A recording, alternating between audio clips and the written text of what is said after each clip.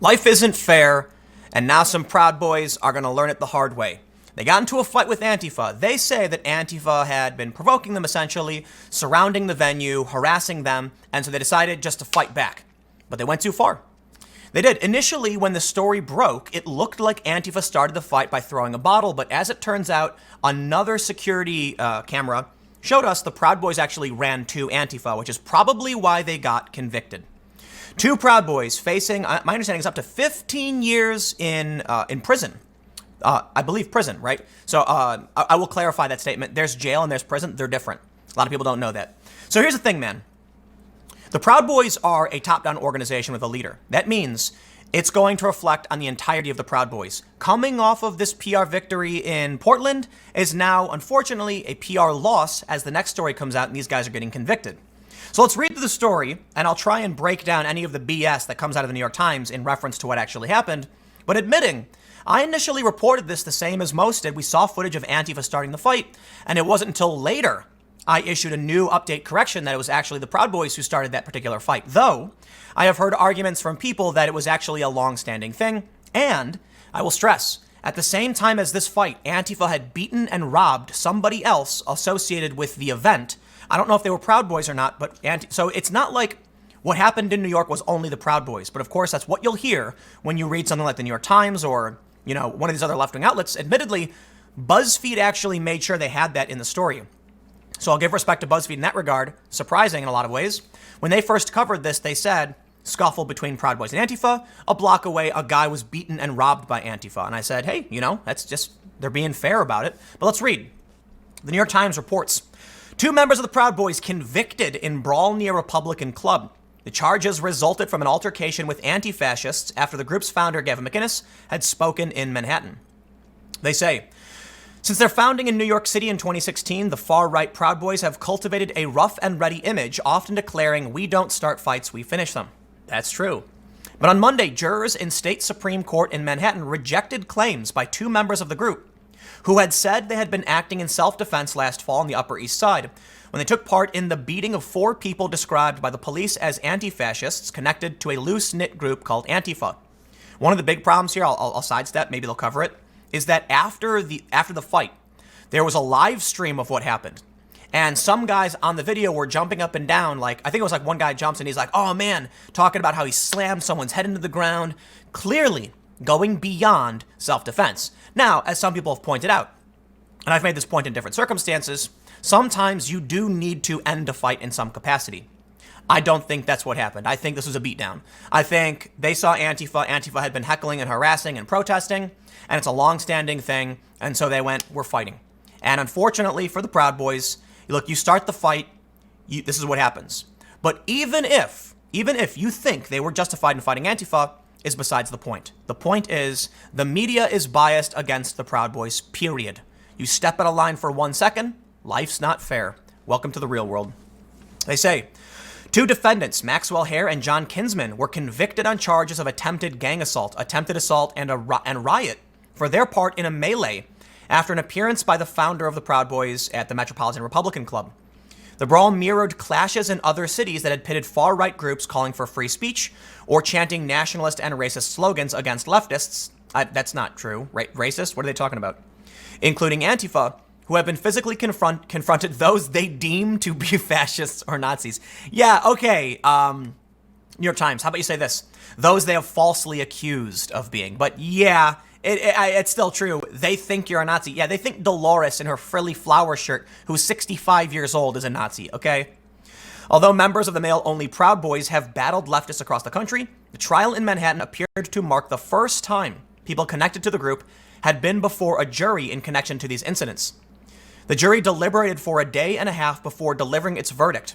Mr. Hare was found guilty of attempted gang assault, riot, and 3 counts of attempted assault. Mr. Kinsman was found guilty of attempted gang assault, riot, and 2 counts of attempted assault.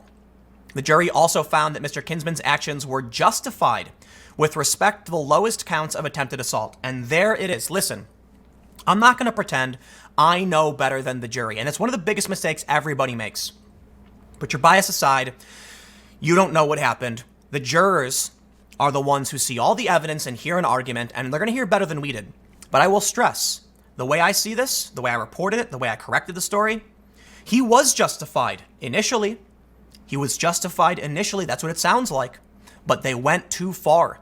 And the jury says, yeah, you went too far. And it was probably that after the fact in the live stream, someone's like, yeah, I slammed that guy's head into the ground or something like that. I can't remember. I want to make sure I get this one right because it's a contentious issue. But there you go. Then when they say, oh, it's self-defense, say, we heard you celebrating the attack on the guy. And it's like, you could argue, yeah, you were just, adrenaline rush and you're like, we won. But still, it looks like they found that like some aspect was justified. They were in a fight, but they took it too far. Mr. Kinsman was heard saying wow in a low voice as the verdict was read. Soon after, he walked into a courtroom hallway, holding a book in front of his face to shield himself from photographers and declined to comment. Mr. Hare did not respond to a request for comment as he left the courtroom. Much of the trial focused on video of the incident from several sources, which showed the minute-long brawl from various angles. None of the victims took the stand. The 4 apparent Antifa members who were involved in the brawl, referred to in an indictment as shaved head, ponytail, khaki, and spiked belt, refused to speak with a police officer who approached them after the incident. And they were smart to do it. They were smart, I'll tell you why. Ultimately, prosecutors were only able to charge the defendants with attempted assault, which requires evidence of intent to cause injury rather than assault, which requires evidence of injury. The Antifa people, in my opinion, would have been charged as well. And they knew it. They knew they were a part of that fight. They knew that other people in their group were beating and robbing people. And if the police figured out who they were, it would have been bad.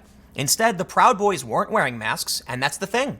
Listen, Antifa knows how to play the game. These activists know what they're doing and how to win.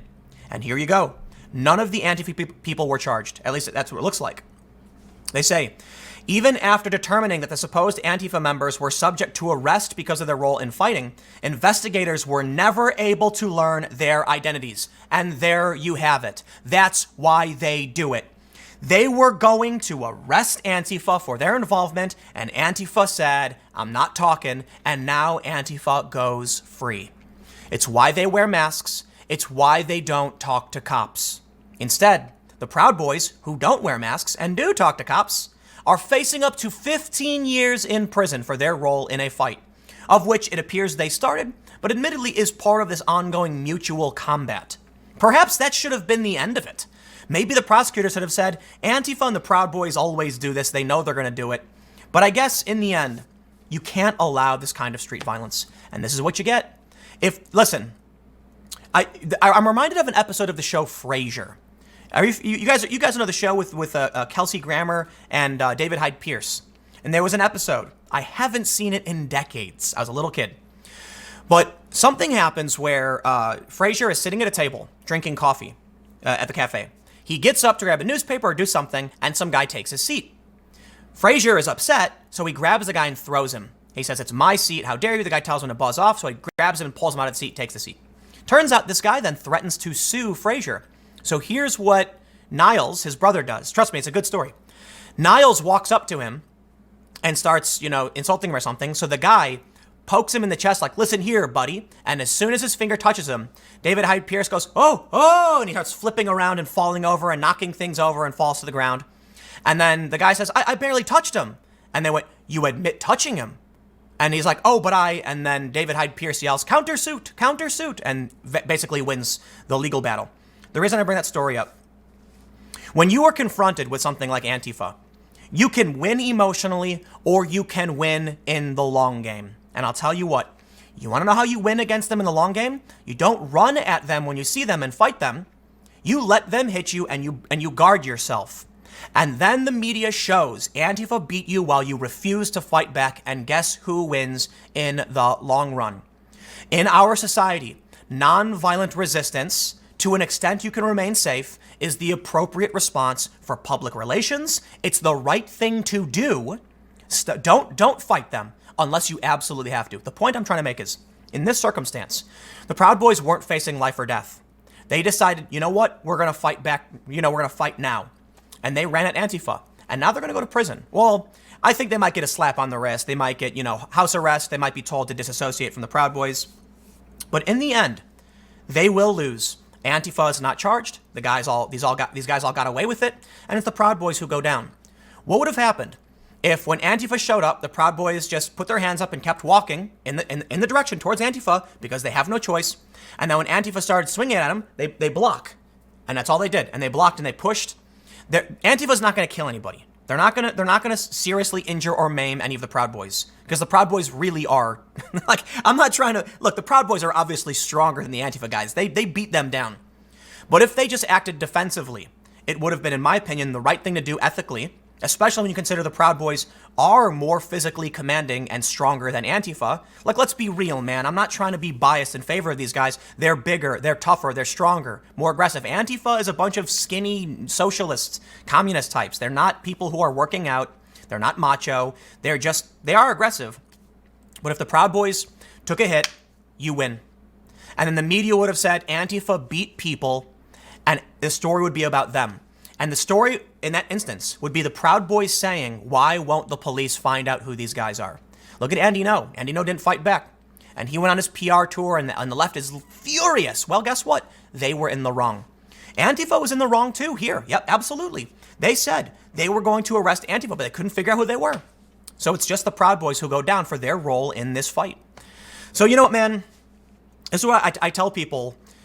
A lot of what we see is an emotional reaction from everybody. You see somebody who's threatening you and harassing you, and you get angry, and the emotion takes over, and then you end up losing in the long game. I'm sure it felt good in that minute to wail on those guys who have been harassing you and threatening you, and you're finally you snap, and it feels emotionally satisfying to do. But that's what Antifa does. They show up and they get that emotional satisfaction of smashing a window, and in the long run, they lose, unless they can provoke their enemies into a more heavy-handed response. In the end, what we end up seeing was the Proud Boys beating down some guys who were on the ground, and now the Proud Boys are going to get locked up for it. All they had to do was be defensive. Fight back when you have to. If they pull out a gun, if they pull out a knife, if they pull out a baton, that's like, so you know the video of the dude, One Punch Man, I think it was Rufio in Portland. You can't really argue about that video. That video went viral among like normal people on Reddit because they're like, the dude cracked him with a baton and then he winds up a punch and hits him back. And now people can see, well, the dude pulled a baton on him. He was defending himself. In this instance, they rush at Antifa and they're not going to get self-defense for it. You know what I would do? If somebody comes at me and threatens me, I'll be like, do it. Actually, I've done this.